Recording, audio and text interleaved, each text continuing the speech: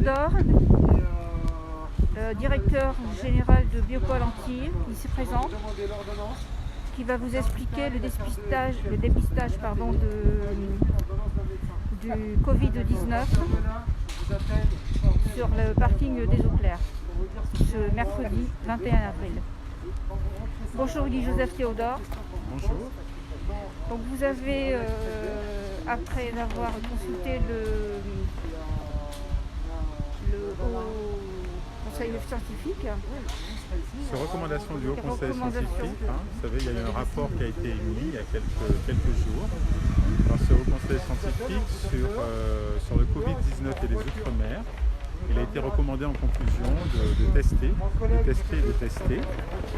Donc cette recommandation a été reprise localement par l'Agence régionale de santé. Nous avons rencontré, la profession a rencontré Madame Denux et Monsieur Saint-Martin au niveau de l'Agence régionale de santé. Et il nous a été clairement demandé que l'ensemble de la biologie libérale de Guadeloupe puisse, de façon tout à fait volontaire, s'impliquer dans la partie préanalytique. Donc, avant de tester, il faut prélever. Et donc c'est pour ça que pour l'instant nous initions ces prélèvements en mode drive. 3 drives vont être mis en place. Donc ce matin, on a débuté aux Eaux Claires. 2 autres seront mis en place à Choisy, à Gosier, et sur le parking du laboratoire à Balin. D'autres solutions de prélèvement seront proposées. Nos confrères y travaillent de façon à ce que l'on ait un maillage territorial de zones de prélèvement qui permettent à tout concitoyen de se rendre aisément dans un lieu de prélèvement. Alors, ces prélèvements se feront uniquement sur prescription médicale et sur rendez-vous. Très bien. Qui a accès à ces prélèvements? Alors aujourd'hui, qui ont accès? Aujourd'hui, il y a encore un public ciblé, les professionnels de santé, les opérateurs d'importance, gendarmes, policiers, les patients symptomatiques bien sûr, et puis les choses vont évoluer probablement vers des patients qui sont un peu moins symptomatiques, parce que vous l'avez compris, cette volonté de tester a comme objectif à un moment donné de pouvoir avoir une image précise de l'empreinte de la maladie dans notre département, dans notre territoire, et ça sera probablement un élément important de la stratégie de déconfinement.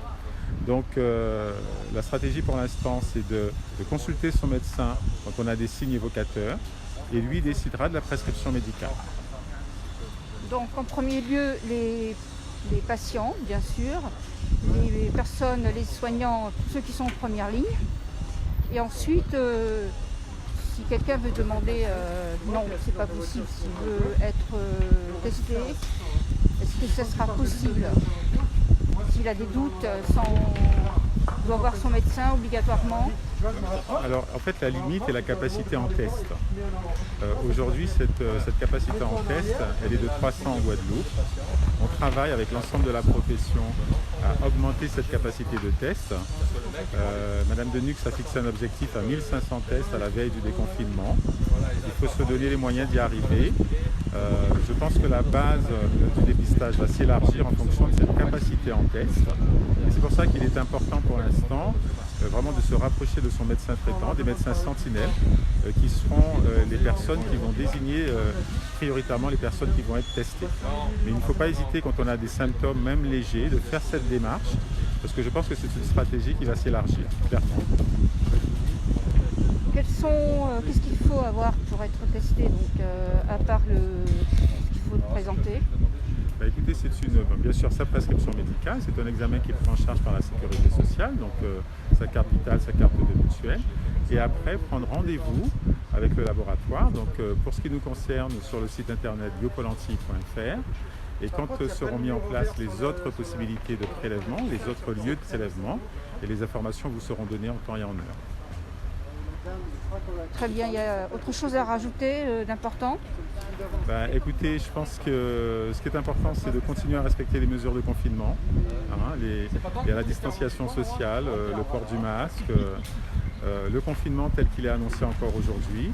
Préparer le déconfinement, certes, mais il faut qu'on se donne les moyens de le préparer dans les bonnes conditions. D'accord, et aujourd'hui vous avez commencé votre premier test aux Eaux Claires? Tout à fait. Donc on a eu entre 15 et 20 rendez-vous. Les choses vont forcément croître. Hein. Ce qui est important, c'est que ça soit bien organisé, puisque c'est un geste médical qui doit être fait dans des conditions de sécurité sanitaire, à la fois pour nos opérateurs, mais également pour nos patients. D'où l'importance de gérer cela à travers des rendez-vous, ce qui nous permet de mieux gérer le flux. Très bien, je vous remercie, docteur. Merci beaucoup. Alors juste, je voulais quand même apporter une petite précision, parce que je sais que vous êtes assez présent sur les îles du Nord. Vous savez qu'à Saint-Barth et à Saint-Barthélemy, nous sommes présents. Nous avons une relation très étroite avec la collectivité territoriale de Saint-Barth, avec M. Magrin. Il y a une réflexion très aboutie qui est en cours et qui devrait très prochainement être finalisée, de façon à ce que puisse démarrer un dépistage un petit peu de masse. Et ce travail est également fait à Saint-Martin avec M. Gibbs, avec lequel nous sommes en contact. Et nous pensons que dès la semaine prochaine, nous pourrons également commencer le Oui, effectivement, c'est très important. Non, c'est très bien. C'est très important d'y penser. Nous sommes présents là-bas. Nous sommes engagés auprès des collectivités dans ce grand chantier de santé publique. Et nous travaillons à structurer le même niveau de performance dans les îles du Nord que nous tâchons de faire en Guadeloupe. Très bien, docteur. Bah, écoutez, merci beaucoup pour cette interview et écoutez, bon courage. Merci Et beaucoup. merci beaucoup pour cette